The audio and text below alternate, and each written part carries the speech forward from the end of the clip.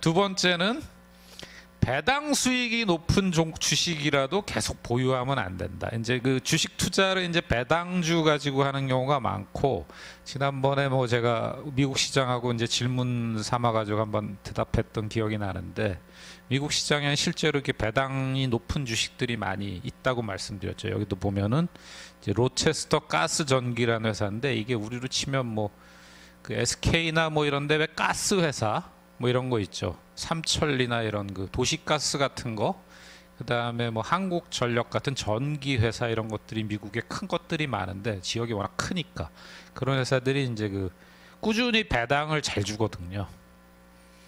근데 배당 투자를 위해 가지고 들어가셔서 그냥 나는 계속 이 주식 배당만 받겠다라고 생각하면 그러실 수도 있는데, 뭐 한 3년간에 걸쳐 가지고 배당 수익은 뭐 5%씩 3년 받았으니까 5, 3, 15, 15% 배당 수익은 받지만 주가가 한 4, 50% 빠지면 안 되잖아요. 그래서 이제 배당 투자고 이거는 배당 주식이니까 나는 안 팔겠다. 또 하지 마라. 그래서 이 저자는 이제 배당 투자도 별로 권하지 않는 거죠. 주식은 오로지 차트에 의존해서 해라. 배당 주식이건 뭐든 간에. 그런 말씀을 좀 이제 그런 얘기를 하고 있는 거고, 제가 봐도 이제 그냥 배당이나 받지 뭐 특히 뭐 물렸을 경우에 이제 그렇게 이제 그렇게 계속 보유하는 이유를 삼으시는 분들이 있는데, 그거 좋지 않습니다. 그것도 하지 마시고요. 정말로 나는 주식으로 배당 투자를 목적으로 하시겠다는 분이 계시면 그 배당주 펀드를 하세요. 은행이나 증권사 가서 배당주 펀드들 중에 좀 사이즈도 좀 크고 그 꾸준히 그 오래 운용해가지고 꾸준히 성과를 낸 걸 좀 찾아달라 그러면 있을 거예요. 그럼 거기서 이제 몇십 종목 배당주에 분산 투자를 하거든요. 그러면 그 안에서 봐서 그 펀드를 운영하는 배당주 펀드 매니저들이 종목도 교체를 좀 하고, 이렇게 너무 빠질 것 같으면 좀 팔기도 하고 또 새로 들어온 것도 사고 하니까 그렇게 하시는 게 제가 보기엔 낫지, 나는 배당 투자하겠다고 해서 뭐 20개 이렇게 잘 못하실 거 아니에요. 10개, 20개. 그리고 중간중간에 이렇게 매매 잘 못하실 거예요. 쉽지 않아요. 근데 이제 뭐 한 서너 개 이거 배당주 좋은 거야 해가지고 서너 개 또는 네다섯 개 사셨다가 얘가 잘 안 되면 어떻게 할 거예요? 아까 말씀드린 대로 4, 5%씩 배당은 뭐 4, 5년 나와서 한 20% 됐는데 주가가 3, 40% 빠졌다. 아까 신한은행 같은 경우 뭐 보셨잖아요. 은행주 같은 거 배당 괜찮다고 했는데 뭐 6, 7만 원에 샀는데 지금 3만 원 하고 있다. 이러면 낭패죠. 근데 이제 그거를 펀드로 하게 되면 수십 종목을 사게 되고, 그 펀드 안에 분명히 은행주도 있어요. 그렇지만 오르는 게 있고 또 은행주가 내리기도 하고 또 펀드 매니저들이 비중 조절을 하기 때문에 그 펀드를 통해 가지고 배당 수익을 얻으시는 게 맞지, 야 은행주 지금 뭐 괜찮아 배당 잘 줘, 예를 들면 뭐 포스코 괜찮아 배당 잘 줘 이랬다가 반토막 나는 일이 허다해요. 관리 잘 못해가지고. 그렇다고 배당주 투자로 들어갔는데 배당주 투자한다고 시작했는데, 그럴 때는 또 여기서 얘기하는 이런 기술적 분석법으로 또 투자하는 게 아니었잖아요, 처음부터. 그럼 뒤늦게 이것 쫓아야겠다? 이것도 좀 이상하잖아요. 처음부터 일관된 방법으로 해야지. 그래서 그 배당주라고 그래가지고 계속 보유하면 안 된다. 이 책에서는 이렇게 얘기하고 있고, 저는 배당주에 대한 접근은 제가 지금 말씀드린 대로 좀 간접 투자, 펀드를 통해서 하는 게 좋겠다. 그냥 주식에 제대로 투자를 하려면 이 책에서 얘기한 대로 기술적 분석 이거 가지고 하자. 그런 말씀입니다. 세 번째는 이제 PE가 낮은 주식이 언제나 좋은 것은 아니다. 그래서 이제 많이 들어보셨을 것 같은데 미국의 유명한 은행이죠. 이제 체이스 맨하탄이라는 은행인데 지금은 또 이름이 뭐 몇 개 붙었을 거예요. 합병돼 가지고. 얘가 이제 주가가 이게 85년에서 86년 갈 때 이제 굉장히 많이 올랐죠. 그래서 86년 50불 고점에서 이 P는 제가 좀 이따 설명드릴게요. Price Earning Ratio, 주가 수익 비율은 굉장히 낮은 7 정도 수준. 이게 7이 낮냐 높냐, 이거는 지금 말씀드리면 아마 미국 시장은 전체 다우지수 평균, 뭐 S&P 평균으로 하면 한 15쯤 될 거예요. 15. 15에 비해서 7은 낮죠.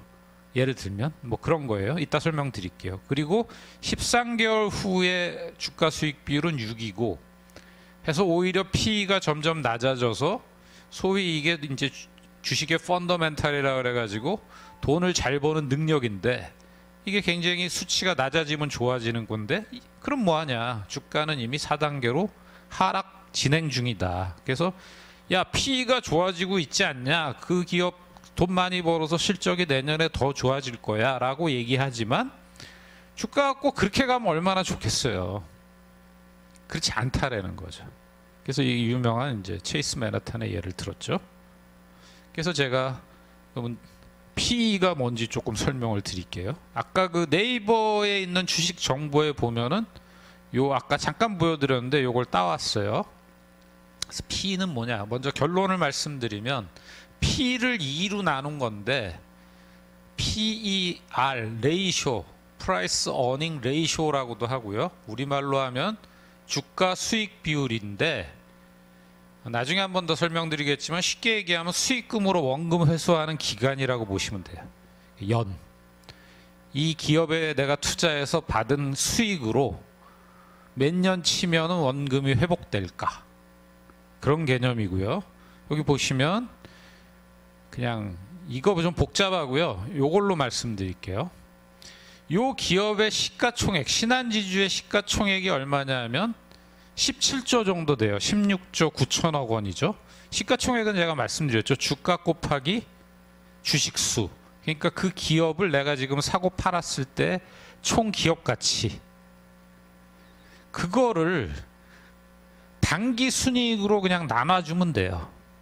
그러면 이 네이버가 이제 증권 정보를 총 취합해 가지고 2020년 9월까지 취합해 보니까 이 기업이 한 주당 6,900원 정도 이익이 내니까 여기다가 상장 주식수 곱하면은 올해 추정치로 봤을 때 6,931원, 2020년.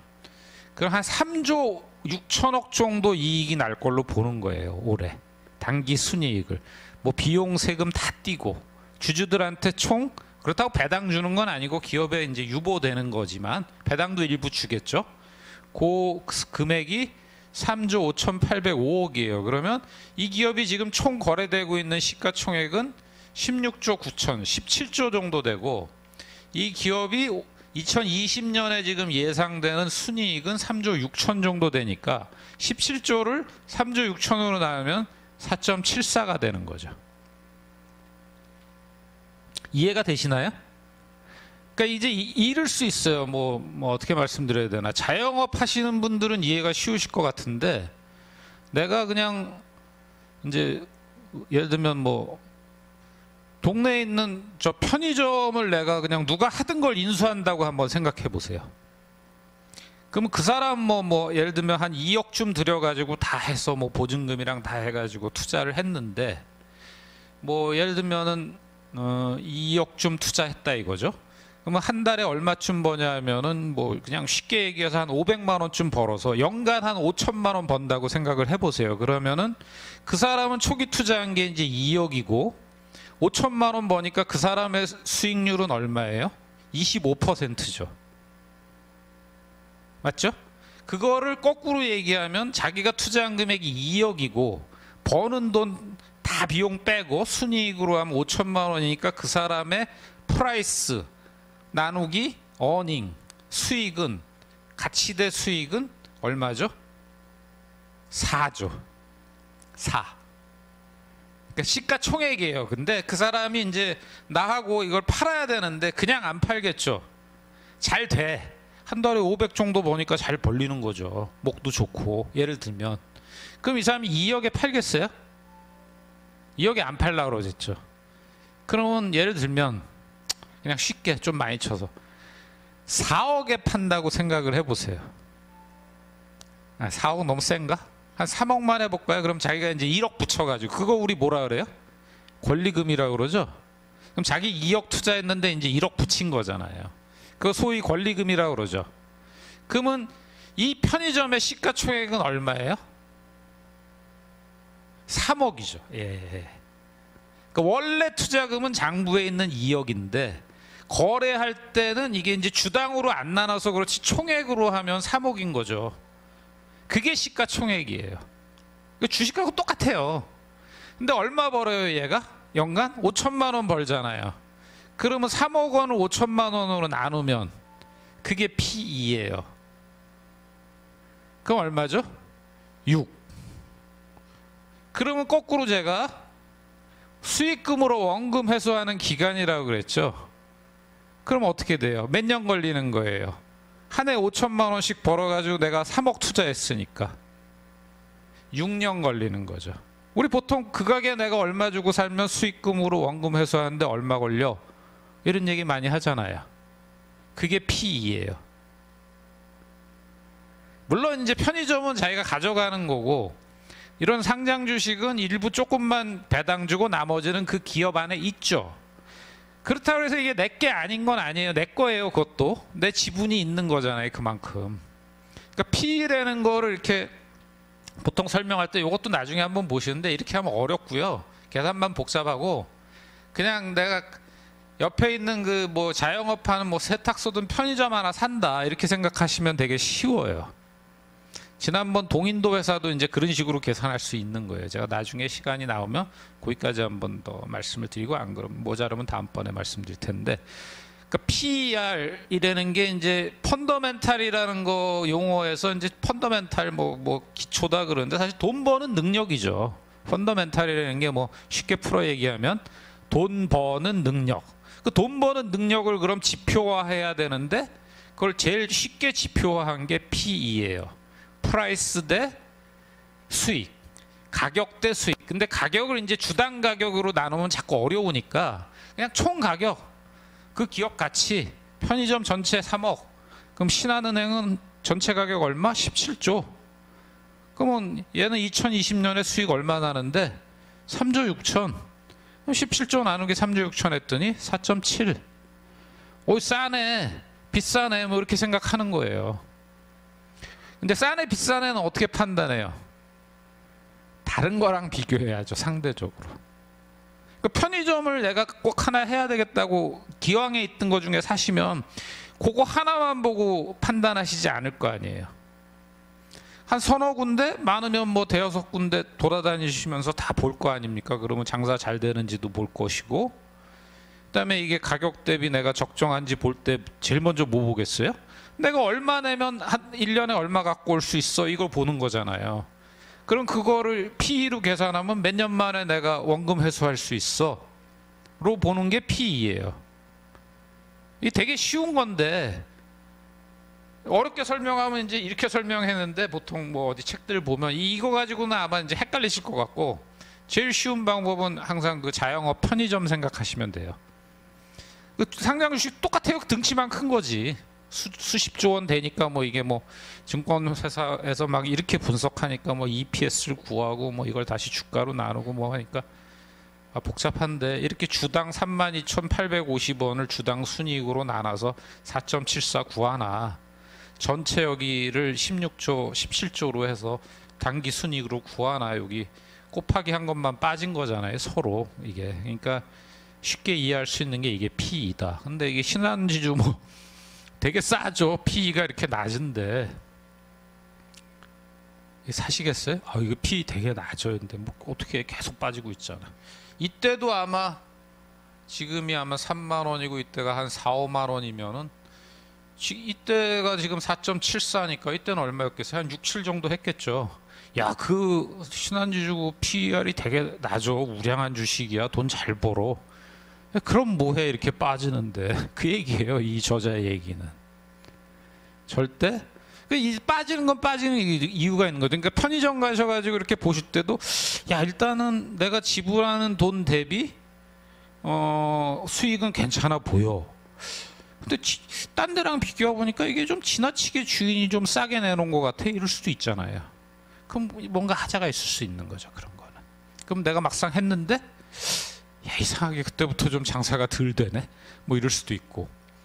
이제 그런 거 잘 따지셔야 되는 거죠. 또 비싸게 부르는 것도 있을 수 있잖아요. 똑같은 수익인데 한 4억 부른다.